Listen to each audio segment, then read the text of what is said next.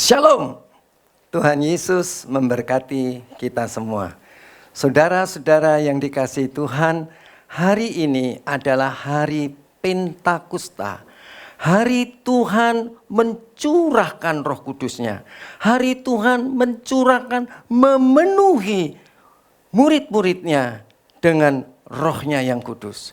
Saudara-saudara, di sini kita mempunyai tema yang bernama Plero dan Pleto, ya.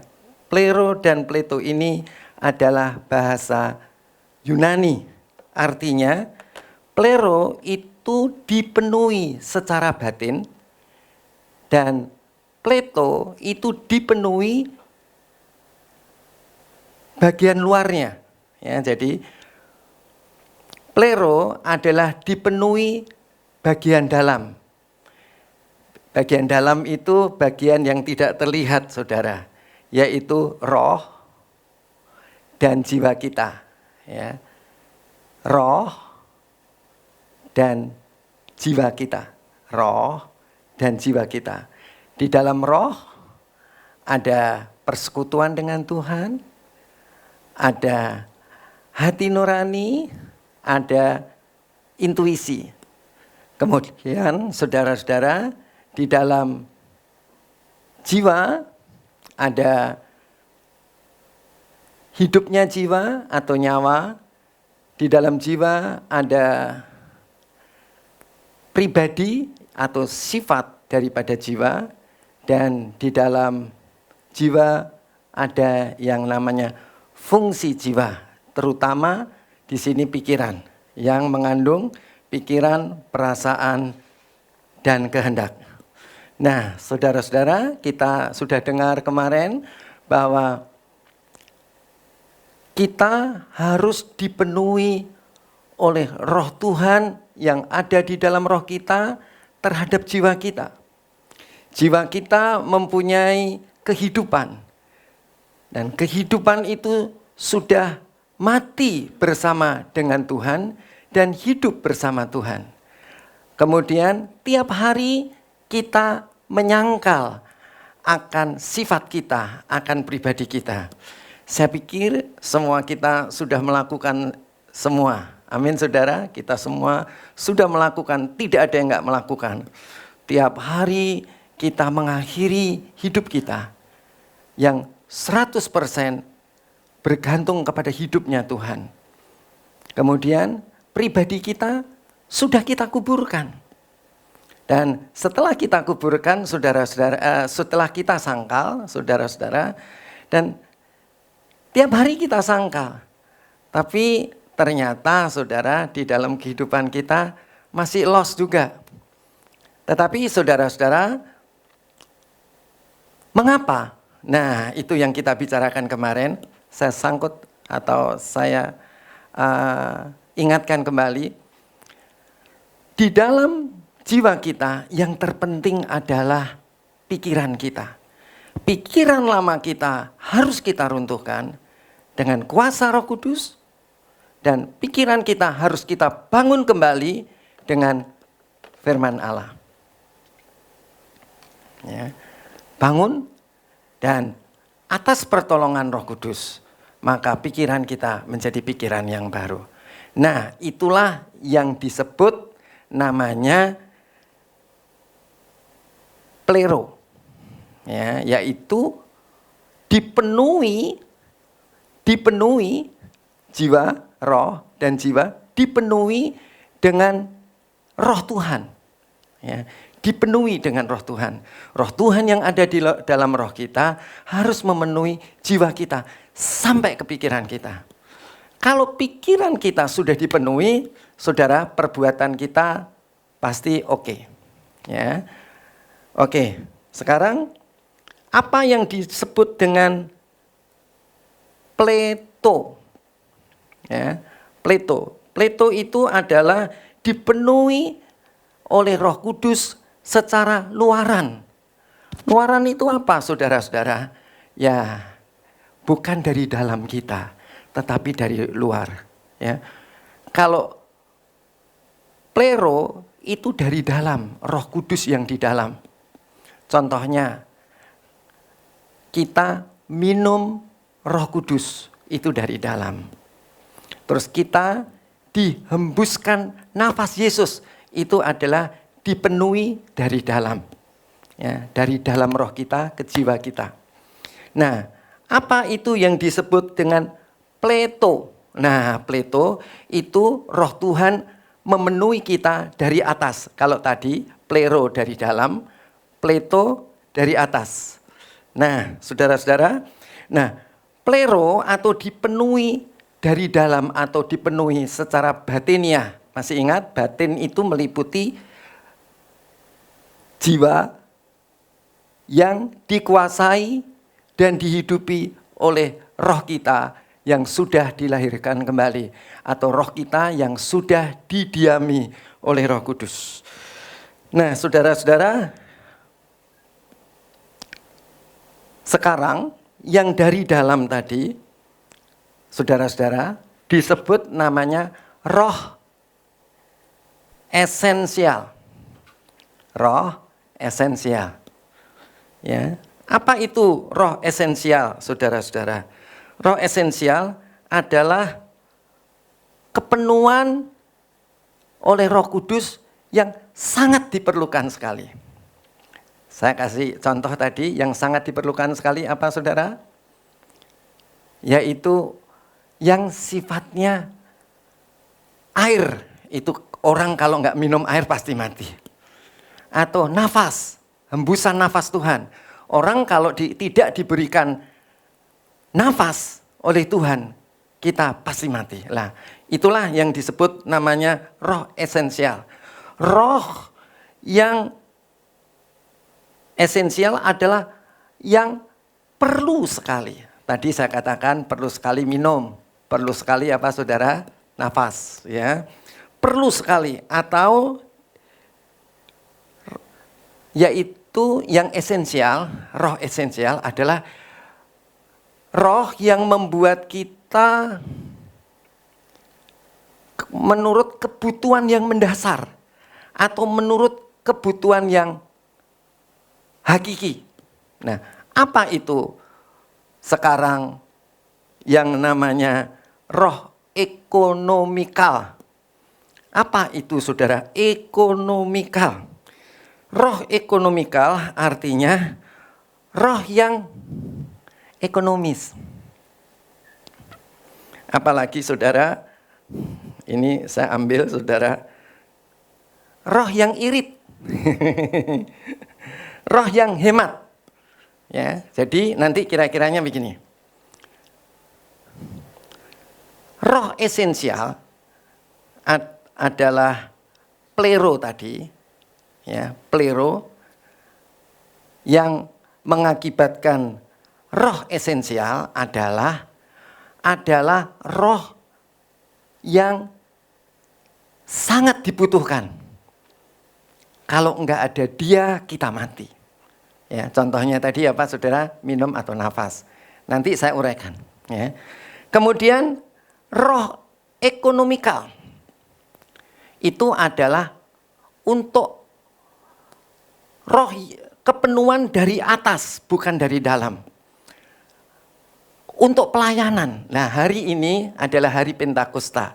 Kita sedang memperingati roh ekonomikal. Waktu kita terima Yesus, kita menerima roh esensial. Tetapi sekarang ini kita menerima roh ekonomikal. Artinya, kalau dulu kita terima Yesus, kita butuh roh esensial. Yaitu satu kebutuhan untuk hidup. Yang saya kasih contoh tadi, air atau nafas. Tetapi, saudara, ini roh ekonomikal. Itu adalah roh yang irit, yang hemat. Apa, saudara? Roh yang dari atas. Yaitu yang di atas kita, bukan yang di dalam kita. Memang dua-duanya dari surga, dari atas, dari Tuhan Yesus Kristus. Masuk di dalam roh kita, ya, itu namanya roh esensial.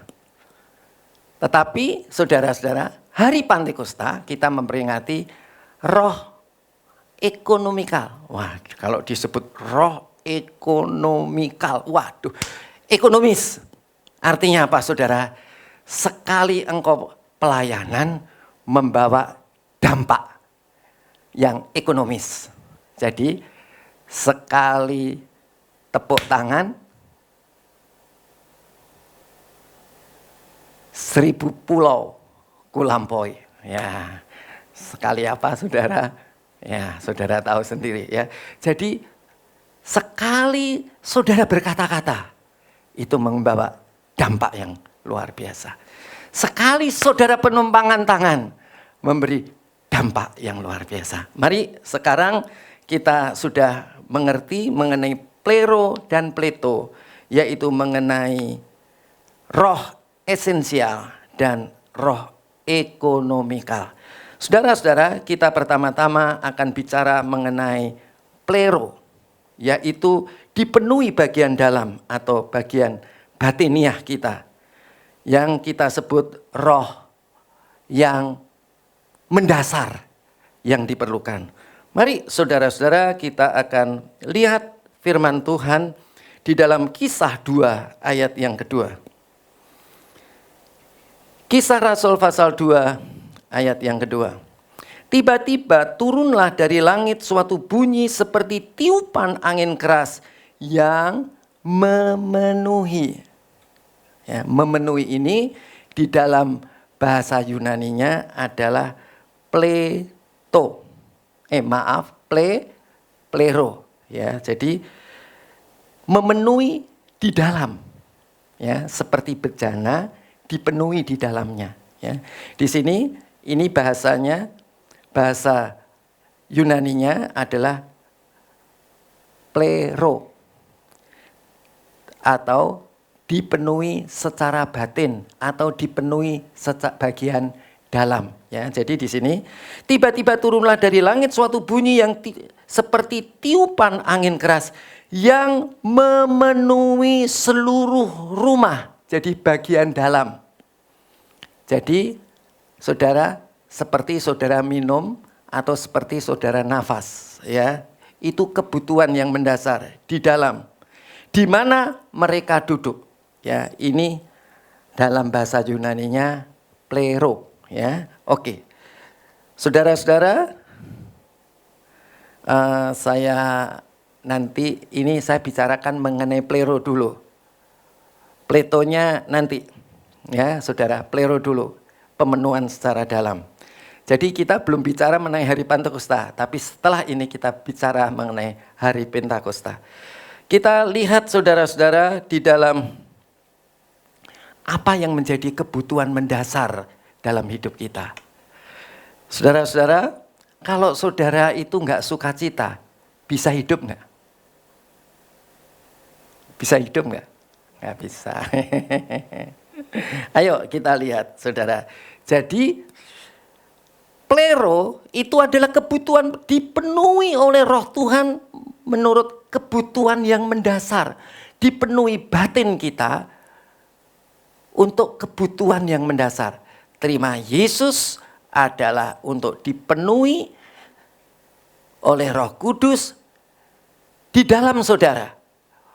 Untuk kebutuhan mendasar saudara. Mari kita lihat Kisah 13 ayat 52.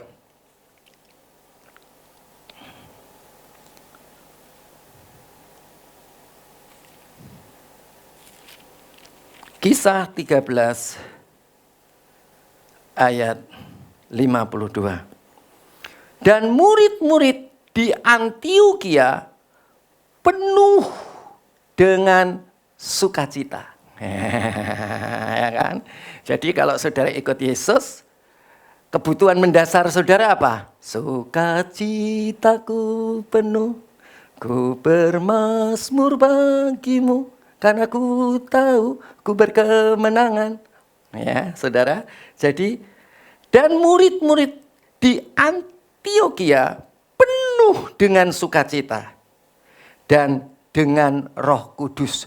Jadi kalau kita dipenuhi dengan Roh Kudus, kebutuhan mendasar kita yang di dalam adalah sukacita. Oke, kita akan terus berlanjut.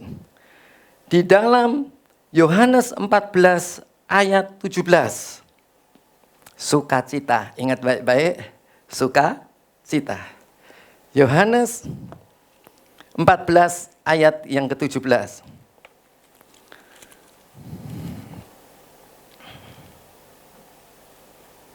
Yohanes 14 ayat 17.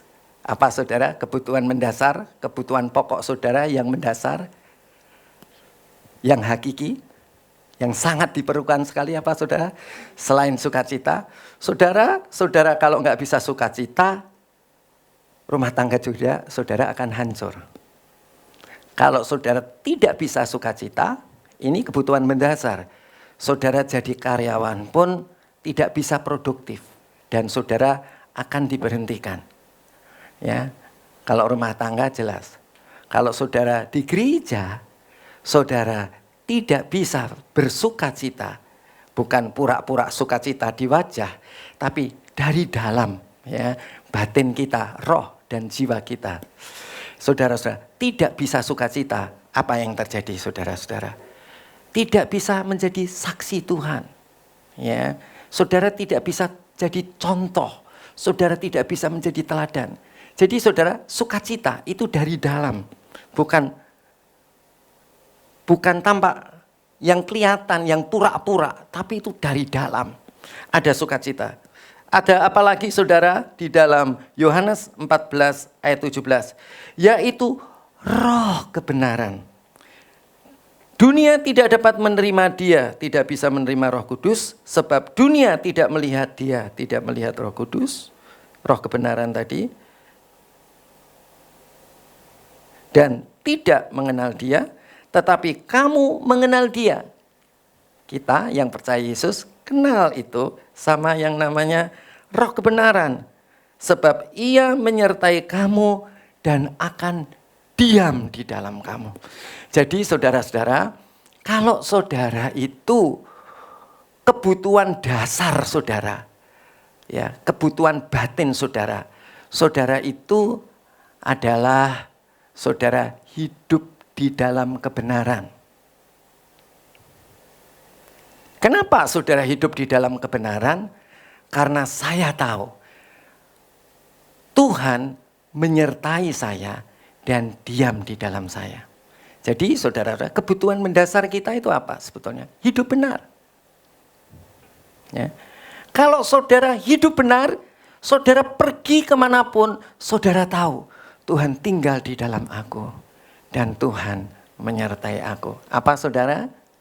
Saudara kebutuhan mendasar. Jadi Roh Kudus yang saudara minum, Roh Kudus yang saudara hirup, yang disediakan oleh Tuhan, yaitu roh itu, yaitu roh Yesus Kristus yang menjadi roh itu, yang menjadi Roh Kudus, yaitu Roh Kudus yang setelah mengalami proses, saudara-saudara, yang engkau minum, yang engkau hirup, saudara-saudara akan membuat engkau sukacita.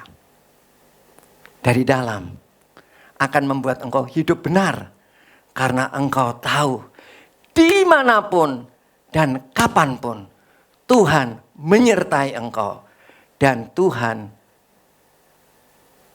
tinggal di dalam engkau. Oke.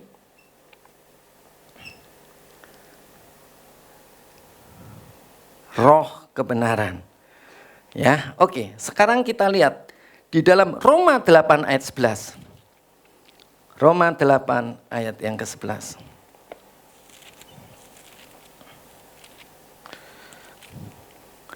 Ini penting saudara. Ya, kenapa saudara? Penting karena saudara-saudara, Roh Kudus yang tinggal di dalam kita membuat kita sukacita. Roh Kudus yang di dalam kita membuat kita jadi benar. Karena kita disertai Tuhan dan Tuhan diam di dalam kita. Roma 8 ayat yang ke-11.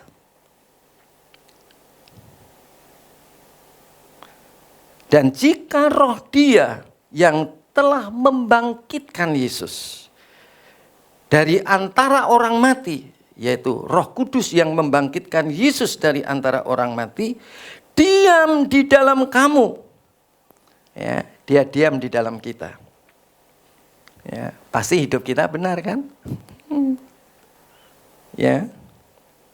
Maka Ia yang telah membangkitkan Kristus Yesus dari antara orang mati akan menghidupkan juga tubuhmu yang fana oleh Roh-Nya yang diam di dalam kamu. Ya, jadi Bapa akan membangkitkan tubuh kita yang fana ini kalau kita mati. Jadi oleh Roh-Nya yang kudus, oleh Roh itu, oleh Roh Kudus yang telah mengalami proses. Nah, saudara-saudara, jadi kita lihat di sini kebutuhan mendasar kita itu apa? Sukacita. Kebutuhan mendasar kita itu apa? Kita hidup benar. Itu kebutuhan mendasar, saudara-saudara. Kebutuhan mendasar kita yang berikutnya apa, saudara? Kalau tubuh kita nanti mati. Ketika Tuhan Yesus datang di awan-awan, Dia akan mengubah tubuh kita yang fana menjadi tubuh yang mulia, tubuh rohani, ya, tubuh kebangkitan. Sama seperti Tuhan Yesus yang telah bangkit. Maka kita juga akan mengalami. Oke, saudara-saudara.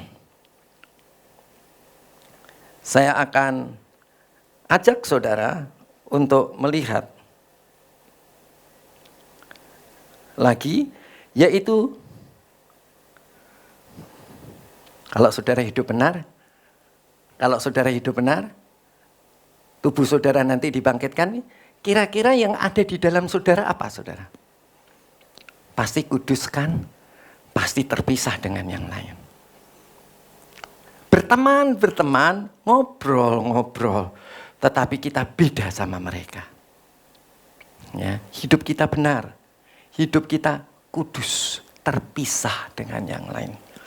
Mari saudara-saudara, kita akan lihat bagaimana mengenai Tuhan Yesus saat Dia menjadi manusia. Dia dikandung oleh Ibu Maria. Saudara-saudara, ini kata-katanya Lukas 1 ayat 35. Lukas 1 ayat yang ke-35.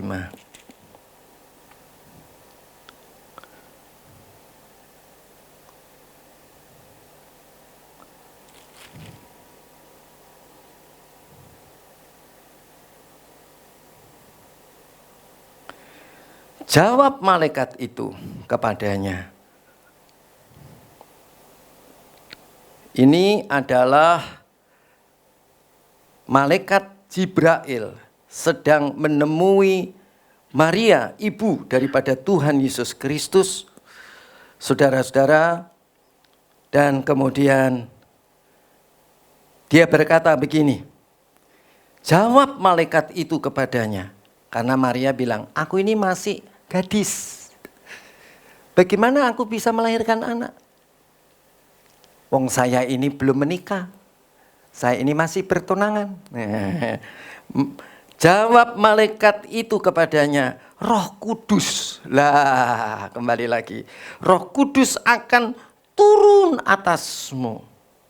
Dan kuasa Allah yang Maha Tinggi akan menaungi engkau.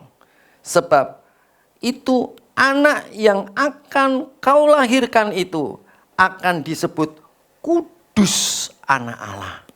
Ya, saudara-saudara, itu adalah kebutuhan mendasar orang, saudara. Hidup selain hidup benar, selain dibangkitkan kalau mati, selain dia sukacita, dia kudus. Amin. Ya, kudus beda dengan yang lain. Apalagi saudara-saudara, kita lihat di dalam Matius 1 ayat 18. Matius 1 ayat yang ke-18. Ini mengenai kelahiran Tuhan Yesus.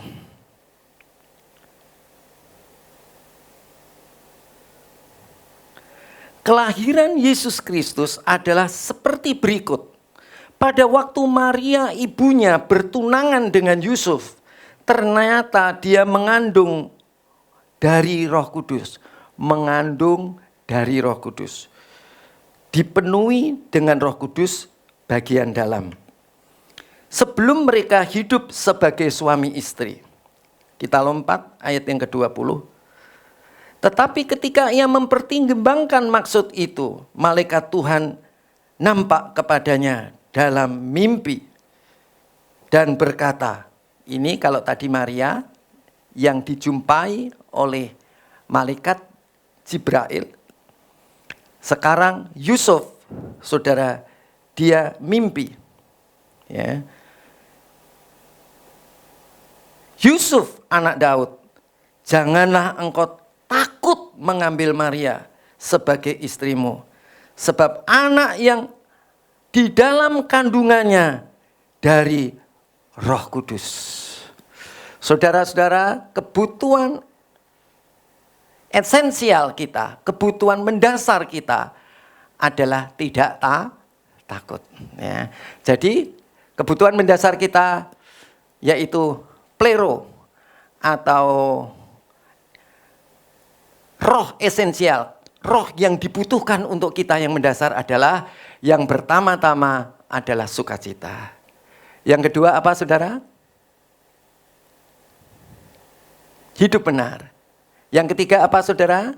Tubuhnya diubah ketika kita mati dan Tuhan Yesus bangkit. Atau ketika kita masih hidup Tuhan Yesus datang saudara-saudara.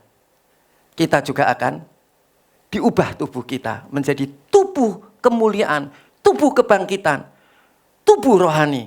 Persis seperti Tuhan Yesus yang bisa naik ke surga. Oke? Terus apa lagi saudara? Saudara, kebutuhan mendasar saudara itu apa? Kudus. Kebutuhan yang mendasar lagi apa? Jangan takut. Karena Dia menyertai kita. Dan Dia di dalam kita. Oke, saudara-saudara. Jadi kalau saya boleh simpulkan, roh esensial itu ada di dalam kita. Kebutuhan mendasar kita. Roh Kudus yang memenuhi batin kita, roh dan jiwa kita, itu adalah kebutuhan yang mendasar. Ya. Kemudian, saudara, tetapi roh ekonomikal, yaitu roh yang turun dari atas, itu ada di atas kita. Ya, ada di atas kita. Ya, dari Dia turun. Apa saudara? Untuk apa? Untuk pelayanan. Untuk luar, bagian luar kita, bukan bagian dalam, bagian luar kita. Untuk pelayanan. Supaya pelayanan kita apa saudara? Kalau saudara pelayanan, ya seperti saudara kalau pergi ke klien. Sekali datang ke klien, banyak bisnis yang ditawarkan ke kita. Oh, ya kan? Itu namanya, itu ekonomis. Itu ngirit. Sekali datang, dapat klien yang banyak. Gimana caranya? Sekali saudara melayani orang lain, mereka banyak jiwa yang diselamatkan. Itu namanya roh ekonomikal. Mari saudara kita bicara mengenai Plato, yaitu roh ekonomikal. Mari kita akan lihat Kisah 4. Nah ini, sekali gebuk,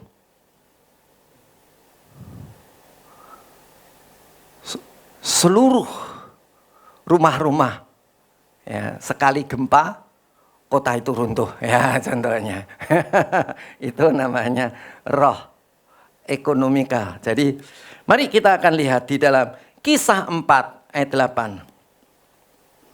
Kisah 4 ayat 8. Nah ini hari Pantekosta. Nah ini yang saudara menerima roh ekonomikal. Ya, dipenuhi secara luaran dari atas. Kalau tadi dari dalam. Kalau ini dari atas. Kisah 4 ayat yang ke-8. Maka jawab Petrus, penuh dengan Roh Kudus. Ini ketika apa, saudara? Lihat temanya, Petrus dan Yohanes di hadapan mahkamah agama. Jadi kalau saudara itu dipenuhi secara luaran, saudara, dengan roh ekonomikal, roh yang ngirit, yang hemat, sekali ngomong, tuntas semuanya. Tidak bertele-tele. Saudara perlu dipenuhi dengan roh luaran.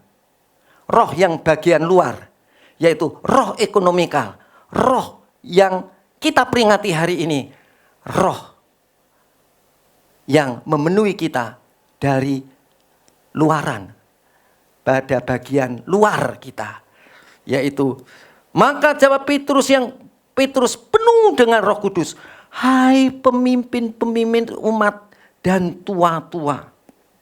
Ya saudara, ini waktu itu Petrus dan Yohanes. Begitu Petrus ngomong begitu, dia sedang dihakimi oleh mahkamah agama, langsung dilepaskan. Ya saudara, jadi ini namanya sekali ngomong yang harusnya ditahan, dilepaskan. Saudara rindu sekali ngomong? Atau ngomong terus-terusan, tapi tetap ditahan. Ya, omongannya penuh kuasa. Inilah yang disebut hari Pentakosta. Ya, roh Pentakus. Roh yang membuat kita punya kuasa. Kuasa untuk melayani. Yang roh ekonomikal. Roh yang ngirit. Sekali ngomong, hasilnya banyak. Ya, saudara ingin dipenuhi dengan roh ekonomikal? Ayo kita lihat lagi. Kita lihat ayat yang ke-31. Wow, jamnya. Kita lihat ayat yang ke-31. Ini ketika jemaat berdoa. Tadi lagi apakan saudara? Dihakimi. Sekarang lagi berdoa nih, jemaat yang lagi berdoa. Ayo, saudara punya roh ekonomikal? Ngirit. Dan ketika mereka sedang berdoa, goyanglah tempat mereka berkumpul itu. Dan mereka semua penuh dengan Roh Kudus. Lalu mereka memberitakan firman Allah dengan berani. Oh, luar biasa. Amin saudara. Jadi saudara, ini memang namanya roh ekonomikal. Ngirit. Berdoa langsung gempa. Begitu gempa, langsung dia punya keberanian memberitakan Injil. Nah, ini saudara-saudara, jangan cuma dipenuhi secara dari dalam, tapi saudara harus dipenuhi secara luar, bagian luar. Jangan saudara dipenuhi untuk kebutuhan kehidupan saudara saja, tapi saudara harus dipenuhi untuk apa saudara? Supaya saudara punya keberanian memberitakan kabar baik. Apa yang sudah saudara alami? Ayo saudara-saudara, kalau saudara menerima roh ekonomikal itu, apa yang terjadi? Ya, saudara-saudara, yang terjadi saudara akan punya keberanian. Apa yang saudara alami, saudara akan bagikan kepada orang lain. Mari saudara kita lihat lagi. Kisah 9 ayat 17. Kisah 9 ayat yang ke-17.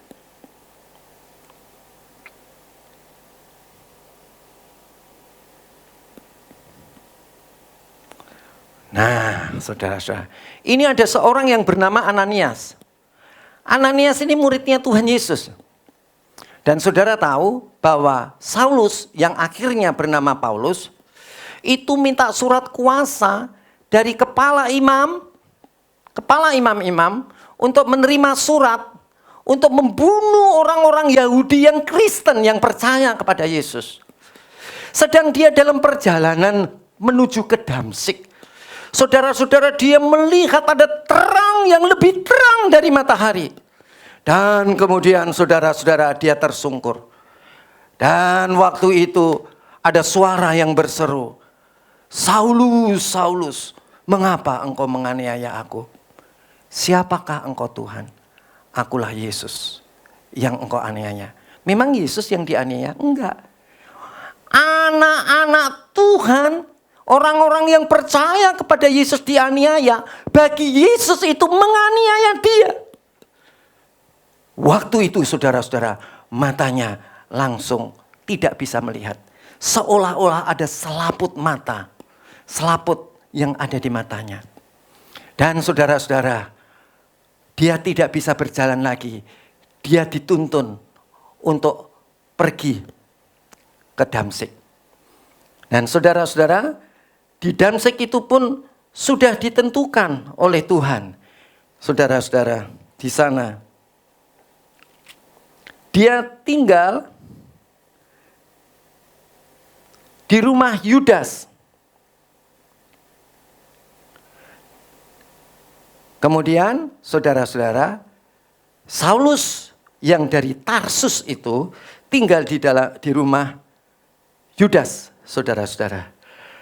Kemudian orang-orang yang bersama-sama dengan dia nggak melihat ada terang seperti matahari itu. Tapi dia cuma mendengar suaranya saja. Nah, saudara-saudara, kemudian ayat ini, kemudian Ananias disuruh oleh Tuhan, "Pergi engkau ke rumah Yudas yang alamatnya di jalan lurus. Kemudian temui orang yang bernama Saulus dari Tarsus." Dan kemudian dengan segala negosiasi daripada Ananias murid ini, saudara, akhirnya dia ikut juga. "Oke lah Tuhan, oke, aku ikut kamu aja." Jatuhlah ke ayat 17. "Lalu pergilah Ananias ke situ dan masuk ke rumah itu. Ia menumpangkan tangannya ke atas Saulus." Wow, luar biasa, tumpang tangan. Plek. Katanya, "Saulus, saudaraku, Tuhan Yesus telah menampakkan diri kepadamu di jalan yang engkau lalui. Telah menyuruh aku kepadamu supaya engkau dapat melihat lagi." Tumpang tangan ngomong supaya engkau dapat melihat lagi. Ngirit kan? Cuma tumpang tangan. Ngapain lagi saudara? Ngomong. Supaya engkau dapat melihat lagi. Tumpang tangan sama ngomong. Enggak banyak-banyak ngomong. Tumpang tangannya enggak tumpang tangan. Ya, ini adalah roh ngirit. Roh hemat. Roh ekonomis. Hari ini kita memperingati roh ekonomis. Saudara-saudara, supaya engkau dapat melihat lagi dan penuh dengan Roh Kudus. Saudara-saudara, langsung dapat melihat lagi. Ya, coba saudara lihat ayat 18. Dan seketika itu juga, ngirit kan? Dan seketika itu juga, ngirit nggak ngirit? Ngirit, ya kan?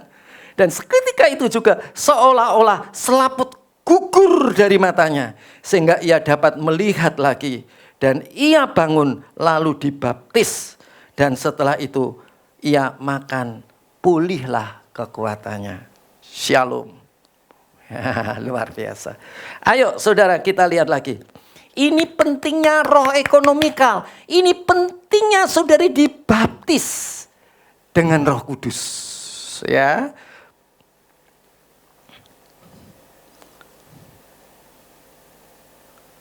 Tadi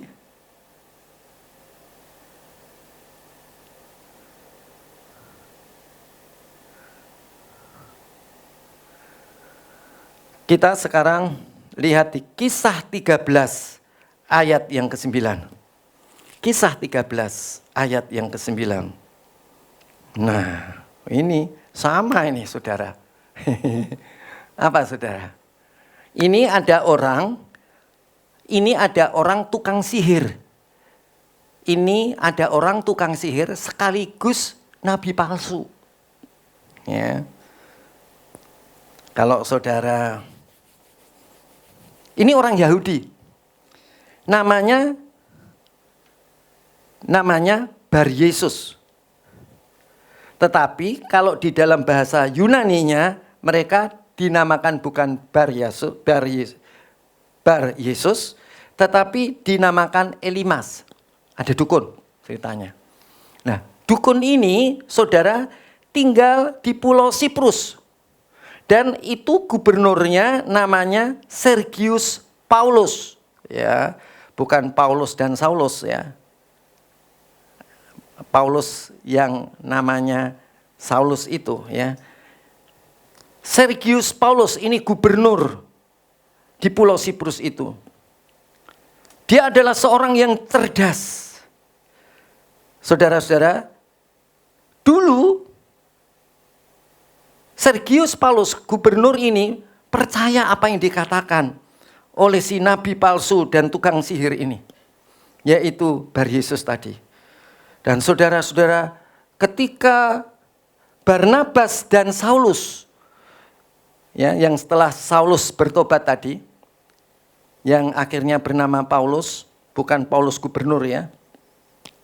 Kemudian gubernur ini memanggil Barnabas dan Saulus ingin mendengarkan firman Tuhan. Tetapi Bar Yesus atau yang disebut Elimas ini, saudara-saudara, tukang sihir itu menghalang-halangi mereka dan berusaha membelokkan gubernur ini dari imannya, dari percayanya kepada Tuhan Yesus. Kemudian ayat yang ke-9, tetapi Saulus juga yang disebut Paulus, yang matanya buta tadi, gugur tadi, yang penuh dengan Roh Kudus, menatap dia. Siapa yang ditatap? Tukang sihir tadi. Ya. Jadi sekali tatapan, wah, ya, sekali tatapan. Apa saudara? Jadi kalau engkau dipenuhi dengan roh ekonomikal, maka ngirit saudara, sekali tatapan. Oh, ya kan? Sekali tatapan ya. Jadi saudara kalau melayani, memberitakan kabar baik, enggak usah repot-repot. Ya. Oke, dia kemudian menatap tukang sihir itu dan berkata, oh, ngomongnya mandi, istilahnya orang Jawa. Hai anak iblis, waduh, engkau penuh dengan rupa-rupa tipu muslihat dan kejahatan. Engkau musuh segala kebenaran. Tidakkah engkau berhenti membelokkan jalan Tuhan yang lurus itu? Sekarang lihatlah, loh berani. Setelah dia berkata, setelah menatap, langsung bilang, lihatlah. Tangan Tuhan datang menimpa engkau. Dan engkau menjadi buta beberapa hari lamanya. Engkau tidak dapat melihat matahari. Ngomongannya saudara, ngirit ngomongannya. Dan seketika itu juga orang itu merasa diliputi kabut dan gelap. Dan sambil meraba-raba, ia harus mencari orang untuk menuntun dia. Alias buta. Ayat 12, lihat. Kabar baik saudara itu diberi kuasa, ngirit. Sehingga apa saudara? Melihat apa yang telah terjadi itu, percayalah gubernur itu. Ia takjub oleh ajaran Tuhan. Nah, ngirit kan? Ya kan? Ngirit enggak ngirit saudara? Ngirit. Ya kan? Cuma dia menatap, terus dia bilang, lihatlah. Kemudian terhadap siapa tadi? Bar Yesus atau tukang sihir tadi, gubernurnya langsung percaya kepada Tuhan. dengan mujizat. Amin, saudara. Mari saudara, kita kelihatannya nggak bisa lagi saya jalankan. Tetapi saya akan ajak saudara, tadi saudara sebetulnya ini bagus, tapi nggak mungkin waktunya. Tetapi saudara, kita akan lihat dulu di Kisah 2 ayat yang kedua. Kisah 2 ayat yang kedua itu adalah disebut tiba-tiba turunlah dari langit suatu bunyi seperti tiupan angin keras yang memenuhi seluruh rumah. Jadi memenuhi seluruh rumah. Ini adalah bagian dalam. Ya, bagian dalam. Itu roh esensial. Roh yang dibutuhkan secara mendasar. Yang dibutuhkan, yang memenuhi batin kita, yaitu roh dan jiwa kita. Ya. Kemudian ayat yang keempat, yaitu yang sekarang kita peringati hari Pentakosta ini, ada roh ekonomikal. Maka penuh di sini itu adalah bukan plero, tapi pleto, ya, secara luaran, yaitu roh ekonomikal, roh yang ngirit. Memenuhi secara luaran dari atas yang ngirit. Maka penuhlah mereka dengan Roh Kudus, lalu mereka mulai berkata-kata dalam bahasa-bahasa lain seperti yang diberitakan oleh roh itu kepada mereka untuk mengatakannya. Jadi selain kuasa-kuasa tadi, ya, yang ngirit tadi, dia berkata-kata dalam bahasa roh. Dan dia juga bernubuat. Ya, jadi waktu Sakaria diberitahu bahwa Yohanes Pembaptis akan lahir, saudara-saudara, maka kemudian saudara-saudara dikatakan di sini,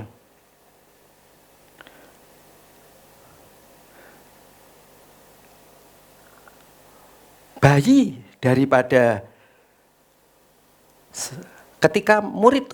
ketika ibu Tuhan Yesus datang menemui Elisabet,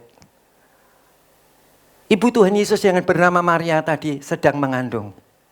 Dan diberitahu oleh Tuhan bahwa Elisabet, ibu daripada Yohanes Pembaptis juga sudah mengandung. Mengandung 6 bulan, saudara-saudara. Kemudian oleh Roh Kudus, bayi yang ada di dalam kandungan Elisabet tadi langsung melonjak. Ya, itu namanya roh ekonomikal. Dan kemudian Sakaria juga bernubuat. Nah, itu adalah roh ekonomikal. Nah, saudara, saya akan ajak saudara yang terakhir saja.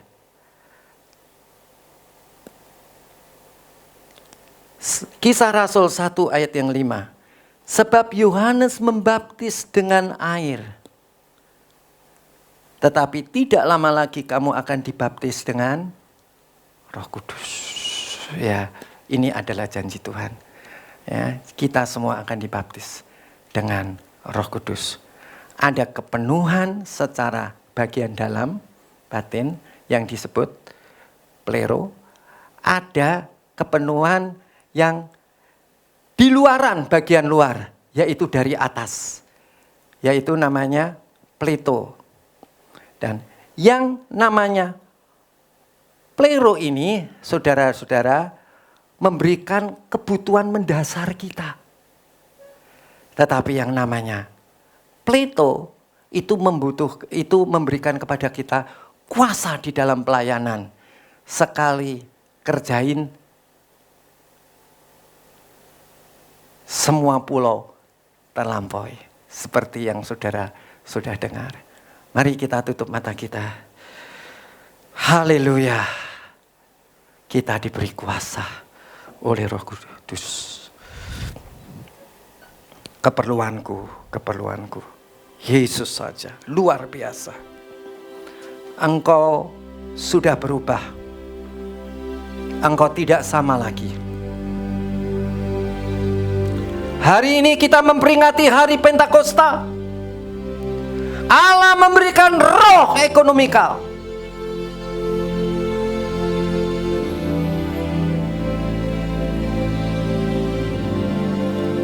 Tuhan, aku perlu Engkau. Jiwaku perlu Tuhan.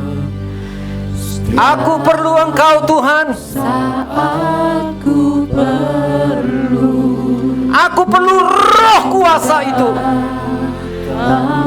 supaya aku dapat melayani Engkau. Aku perlu dua-duanya, roh esensial dan roh ekonomikal. Roh esensial merupakan satu kebutuhan yang mendasar dalam hidup kami. Roh ekonomikal, satu kuasa untuk melayani.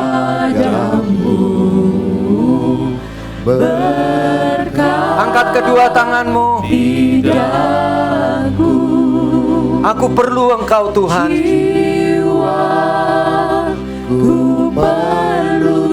Aku perlu Engkau. Setiap saat ku Orala sande Kerolo kondo rahase padamu. Nekorolo sandi nakarala sando. Angkat tanganmu, katakan aku perlu Engkau Tuhan. Jiwaku perlu Engkau. Batinku perlu Engkau. Rohku perlu Engkau. Luaran kami juga perlu Engkau untuk pelayanan.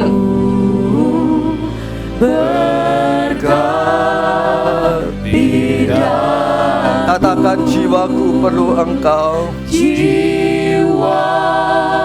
Katakan dari dasar hatimu, aku perlu Engkau Tuhan. Setiap saat ku Erala sande, aku perlu Engkau.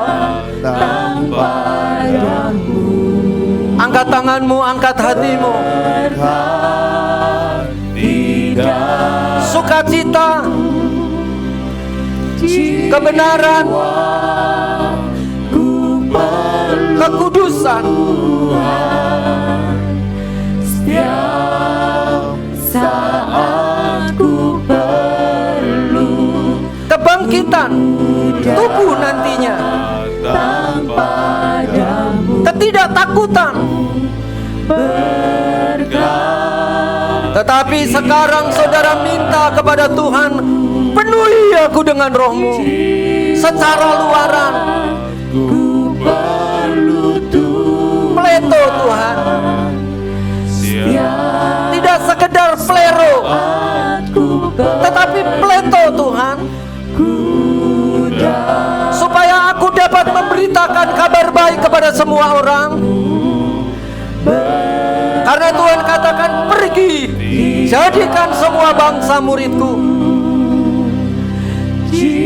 Ayo berkata kepada Tuhan, aku perlu Engkau Tuhan.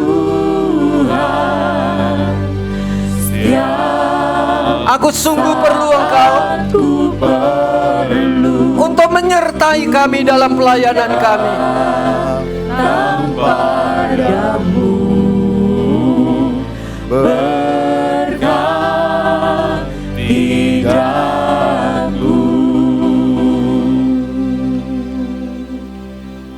Turunlah atasmu kasih karunia Tuhan, roh ekonomikal untuk pelayananmu kepada Tuhan. Engkau dan aku dipanggil oleh Tuhan, diberi kuasa untuk menjadikan semua bangsa murid Tuhan. Ingat baik-baik saudara-saudara, kebutuhan esensialmu sudah tersedia untukmu. Ubah pikiranmu.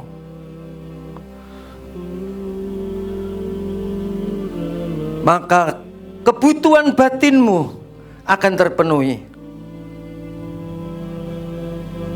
Supaya kebutuhan luaranmu, bagian luarmu juga terpenuhi. Terima kasih Bapa. Terima kasih Tuhan Yesus. Terima kasih Roh Kudus. Berkat daripada Bapa, Anak, dan Roh Kudus menyertai kami sekalian, yaitu di dalam nama Tuhan Yesus Kristus. Amin. Shalom saudara-saudara. Kalau saudara sudah mendengar, tetapi saudara belum bisa mengalaminya, silakan duduk.